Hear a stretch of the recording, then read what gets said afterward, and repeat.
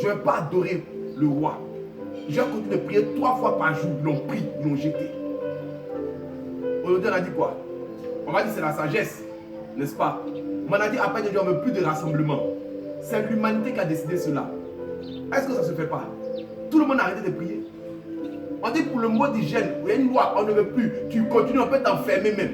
Tout le monde a respecté. C'est un signe pour dire, à la fin des temps, vous allez voir. On va se lever, on peut dire, on ne veut plus entendre parler de Jésus. On va faire comment maintenant? Si tu n'as pas ta relation personnelle avec Dieu. Daniel avait sa relation personnelle. Voilà pourquoi ils ont dit, il se cachait pour continuer de prier. Lui seul. On n'a pas dit Daniel prenait ses amis pour prier. Aujourd'hui, au moins, il y a Internet. Vous attrapez à 2, à 3, il y a en train de prier. Mais demain, quand il n'y aura plus ça, quand tout sera contrôlé, dès que tu commences à poster une vidéo, on débarque chez toi. Oui, ça va arriver. Tu vas poster une vidéo, même, tu vas vouloir faire du live en direct, on va descendre chez toi pour t'attraper. On peut dire, on a interdit ça, qu'est-ce que tu fais? Voilà pourquoi c'est important aujourd'hui. Dieu veut interpeller les gens pour dire, de manière individuelle, aie ta relation avec Dieu. Comme ça, même quand Dieu viendra te prendre pour dire ceci, tu as dit non. S'il faut mourir comme un martyr, alors tu vas mourir. Mais la Bible dit, ceux qui seront des martyrs seront récompensés. Je te dis une chose aujourd'hui, Dieu t'interpelle. Par amour, il dit relève-toi. Comme il a dit à Ézéchiel, regarde ces ossements desséchés. Penses-tu que cela peut revivre? Il a dit seul toi tu le sais. Et je crois que seul Dieu sait que tu pourras te relever.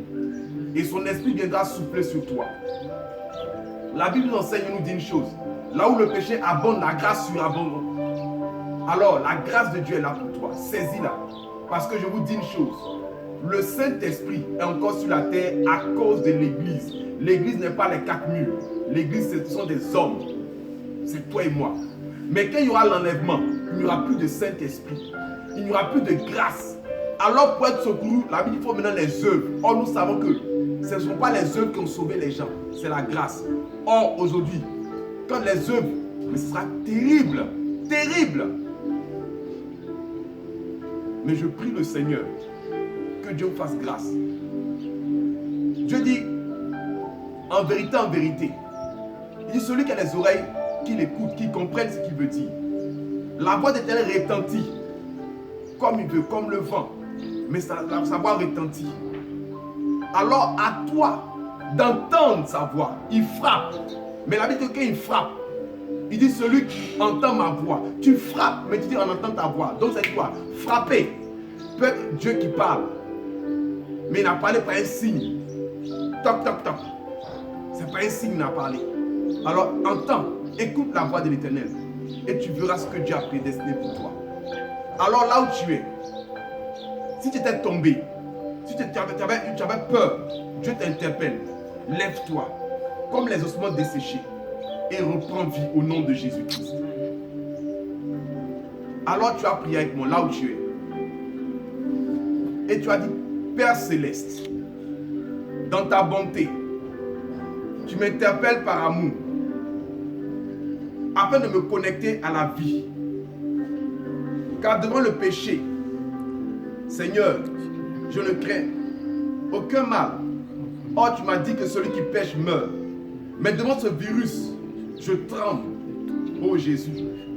Et je respecte toutes les consignes qu'ils m'ont demandé de respecter pour avoir la vie. Donc, je tiens à la vie. Mais tu me montres que ma manière de tenir à la vie n'est pas dans les normes de ton esprit. Alors, je veux me tourner vers toi, afin, Père, d'obéir à ta parole, à tes prescriptions et tes commandements. Que j'ai la vie en abondance. Voilà pourquoi j'accepte Jésus-Christ comme Seigneur et Sauveur personnel. Le chargeur que tu me donnes pour me connecter à toi, je le reçois dans ma vie. Éternel, dans ta bonté, aide-moi à avancer. Comme ces ossements desséchés, redonne-moi de reprendre vie et d'être réellement disciple. Car tu me demandes d'améliorer ma relation avec toi, Seigneur. J'avais amélioré ma relation avec mes frères, mes soeurs, avec une communauté, mais pas avec toi. Mais aujourd'hui, c'est avec toi que je vais améliorer ma relation. Afin que quand demain, un pasteur, un prophète, un docteur, un apôtre ne sera plus là. Mais Père, même toi et moi, on pourra toujours avancer comme David devant Goliath. Éternel, voici ma vie qui t'est consacrée. Améliore ma marche avec toi. Seigneur, préserve ma maison, préserve l'humanité, guéris-les, Seigneur, et que de là, ta gloire sorte et soit vue. Béni sois-tu, Yeshua Hamashiach, toi qui es le Dieu éternel, créateur du ciel et de la terre, au nom puissant de Jésus-Christ. Alléluia. Jesus Christ. Je remercie Dieu pour vous et je prie que le Saint-Esprit vous bénisse. Je prie que la gloire de Dieu soit vue dans votre vie. Et je prie que ceux qui étaient tombés se relèvent et que, à part cette action, la puissance de Dieu par le Saint-Esprit vous donne d'avoir une relation parfaite avec Dieu pour la gloire de son Seigneur, au nom puissant de Jésus-Christ. Dis Amen là où tu es et que Dieu te bénisse au nom puissant de Jésus-Christ. Amen. Kalabashi.